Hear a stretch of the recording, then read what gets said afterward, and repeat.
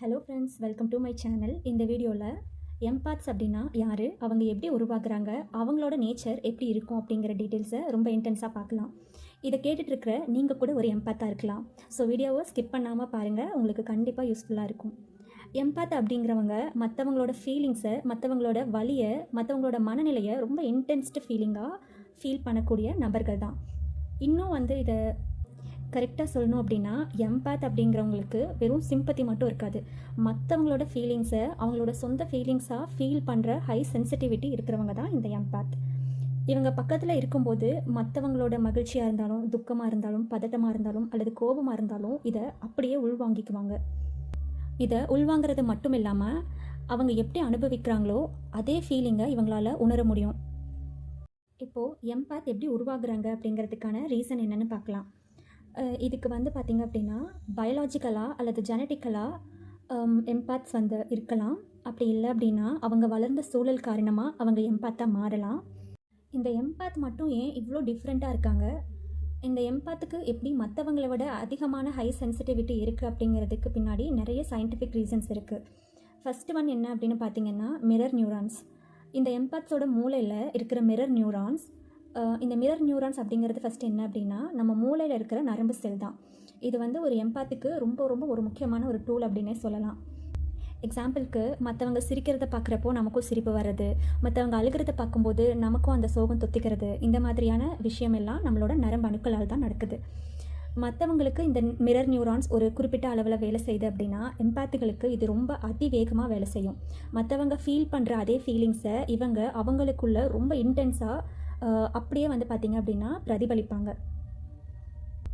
இன்னும் இதை சிம்பிளாக சொல்லணும் அப்படின்னா, மற்றவங்க ஒரு சத்தத்தையோ ஒரு வெளிச்சத்தையோ அல்லது ஒரு மனுஷனோட மனநிலையையோ சாதாரணமாக கடந்து போயிடுவாங்க. ஆனால் ஒரு எம்பாத்னால் அந்த மாதிரி கடந்து போக முடியாது. ஒரு எம்பாத்தோட அந்த நரம்பு மண்டலம் அந்த தகவல்களை ஃபில்டர் பண்ணாமல் அப்படியே உள்வாங்கிக்குது. இது பார்த்திங்க அப்படின்னா, இவங்களோட தூண்டுதல்களை தடுக்கிறதுக்கு அப்படின்னு எந்த ஒரு கேட்டும் இல்லை அப்படிங்கிறதுனால நேரடியாக இவங்க மூளைக்கு போய் இன்டென்ஸான ஃபீலிங்ஸை அவங்களுக்கு கொடுக்குது. இன்னும் ஒரு சில ரிசர்ச்சில் என்ன சொல்கிறாங்க அப்படின்னா, 15 to 20% பீப்புள்ஸ் பிறக்கும் போதே ஜெனட்டிக்கலாகவே ஹைலி சென்சிட்டிவ் பர்சனாக தான் பிறக்கிறதா சொல்கிறாங்க. இது ஒரு குறைபாடு கிடையாது, இது ஒரு வரம் அப்படின்னே சொல்லலாம். ஏன் அப்படின்னா, இது ஹியூமன் இவால்வேஷன் க்ரோத்தில் பார்த்திங்கன்னா, மற்றவங்களோட தேவை என்ன அப்படிங்கிறத அவங்க சொல்லாமலே உணர்ந்து இந்த சொசைட்டியை ப்ரொடெக்ட் பண்ணுறதுக்கான ஒரு நுணுக்கமான திறமை. ஸோ இதை எப்படி நம்ம சாபமோ இல்லை குறையினோ சொல்ல முடியும். இப்போ நான் சொல்லிகிட்டு இருக்க இந்த விஷயங்கள் எல்லாம் ஏதாவது ஒரு ஸ்டோரியோ அல்லது ஒரு இமேஜினேஷனோ கிடையாது. சயின்டிஃபிக்காக இதை ரிசர்ச் பண்ணி சொல்லியிருக்காங்க. நம்மளோட மிரர் நியூரான்ஸ் மற்றவங்களோட வழியை வெறும் இன்ஃபர்மேஷனாக மட்டுமே பார்க்காம அதை ஓன் எக்ஸ்பீரியன்ஸாக ஃபீல் பண்ண வைக்கிறனால தான் ஒரு எம்பாத் ஒரு கூட்டத்துக்குள்ளே இருக்கும் போதும் மற்றவங்களோட மனக்காயத்தை கூட தெரிஞ்சுக்க முடியுது. அதனால் ஒரு சென்சிட்டிவ் பர்சனாக பிறந்திருக்கிறது ஒரு எம்பாத்துக்கு ஒரு பலவீனமான விஷயம் கிடையாது. நீங்கள் பிறக்கிறப்பவே ஒரு எமோஷ்னல் ஸ்கேனரோட பிறந்திருக்கீங்க. இந்த உலகத்துக்கு இந்த மாதிரியான ஃபீலிங்ஸ் இருக்க மனுஷங்க ரொம்ப ரொம்ப அவசியம். அடுத்து செகண்ட் ரீசன் என்ன அப்படின்னு பார்த்தோன்னா, என்விரான்மெண்ட்.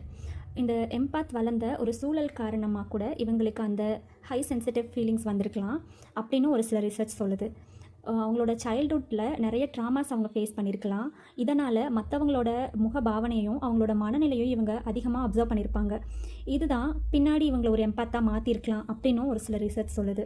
ரொம்ப கடுமையான சூழலில் வளர்ந்தவங்க அவங்கள ப்ரொடெக்ட் பண்ணிக்கிறதுக்காக, சர்வைவ் பண்ணிக்கிறதுக்காக மற்றவங்களோட ஃபீலிங்ஸை முன்னாடியே தெரிஞ்சுக்க முயற்சி பண்ணியிருப்பாங்க. ஸோ இதுக்கு அவங்களோட நர்வ் சிஸ்டம் அடாப்ட் ஆகியிருக்கும். இந்த மாதிரியும் எம்பாத் உருவலாம். இவ்வளோ நேரம் ஒரு எம்பாத் எப்படி உருவாகியிருக்கலாம் அப்படிங்கிறத பற்றி நிறைய டீட்டெயில்ஸ் பார்த்தோம். இப்போது அவங்களோட நேச்சர் எப்படி இருக்கும் அப்படின்னு பார்க்கலாம். நான் ஃபஸ்ட்டே சொன்ன மாதிரி இவங்களுக்கு ரொம்ப அதிகமான எமோஷ்னல் கனெக்டிவிட்டி மற்றவங்களோட இருக்கும். இவங்க மற்றவங்களோட ஃபீலிங்ஸை ஒரு ஸ்பாஞ்ச் மாதிரி உறிஞ்சிடுவாங்க. எக்ஸாம்பிளுக்கு, ஒரு சோகமான பர்சன் பக்கத்தில் இருக்காங்க அப்படின்னா ஒரு ரீசனே இல்லாமல் இவங்களுக்கும் மன அழுத்தம் இருக்கும். செகண்ட் ஒன் என்ன அப்படின்னா, லேக் ஆஃப் பவுண்ட்ரிஸ். இவங்க அவங்களோட ஃபீலிங்ஸுக்கு பவுண்ட்ரி போட கற்றுக்கணும். நிறைய எம்பாத்ஸ் மேக்ஸிமம் தனியாக இருக்கிறத தான் ப்ரிஃபர் பண்ணுவாங்க. ஏன் அப்படின்னா, அவங்களோட ஃபீலிங்ஸ்க்கும் மற்றவங்களோட ஃபீலிங்ஸ்க்கும் இருக்கிற அந்த இடைவெளியை அவங்களால கரெக்டாக மெயின்டைன் பண்ண முடியாது. மற்றவங்களோட ஃபீலிங்ஸை அதிகமாக உள்வாங்கிறதுனால இவங்க ரொம்ப சோர்வாக ஃபீல் பண்ணுவாங்க. அதனால் மேக்ஸிமம் இவங்க தனியாக இருக்கிறத தான் விரும்புவாங்க. தேர்ட் ஒன் என்ன அப்படின்னு பார்த்தீங்கன்னா, இவங்களுக்கு மனுஷங்க மேலே இருக்கிற அன்பு மட்டும் இல்லாமல் இயற்கை மேலே மிகப்பெரிய அளவில் அன்பு இருக்கும். ஏன் அப்படின்னா, மனுஷங்களோட ஃபீலிங்ஸை இவங்க அப்சர்வ் பண்ணுறாங்க.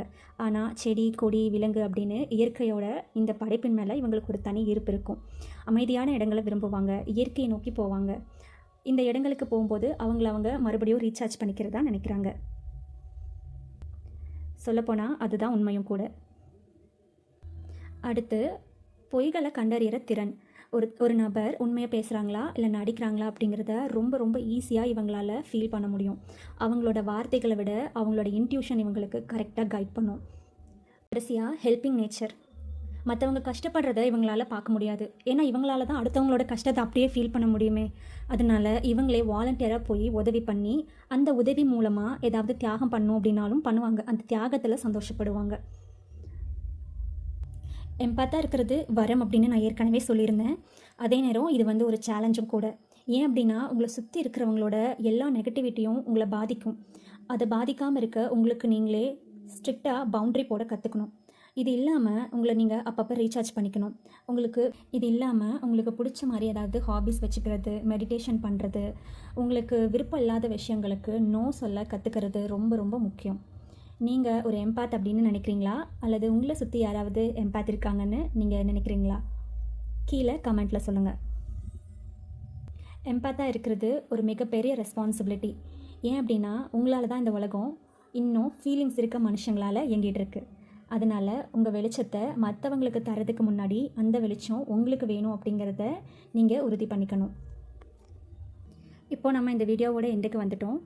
ஃப்ரெண்ட்ஸ், நீங்கள் ஒரு எம்பாத்தாக இருக்கீங்க அப்படின்னா மற்றவங்களை காப்பாற்றுறதா நினச்சி உங்களை நீங்களே அழிச்சிக்காதீங்க. நீங்கள் இந்த பூமியில் ஒரு அங்கம் தான் அப்படிங்கிறதையும் மறந்துடாதீங்க. உங்களை நேசிக்கிறதுக்கும் பாதுகாக்கிறதும் கூட உங்களோட ஒரு கடமை தான். உங்களோட ஆன்மாவை அமைதியாக வச்சுக்க ட்ரை பண்ணுங்கள். இன்னும் நல்ல நல்ல வீடியோஸோட உங்களை நான் மீட் பண்ணுறேன். இன்னும் இது மாதிரி நிறைய நல்ல இன்ஃபர்மேஷன்ஸ் உங்களுக்காக வந்துகிட்டே இருக்கும். என்னோடய வீடியோ உங்களுக்கு பிடிச்சிருந்தது அப்படின்னா சப்ஸ்கிரைப் பண்ணிக்கோங்க. தேங்க்யூ ஸோ மச் ஃபார் வாட்சிங்.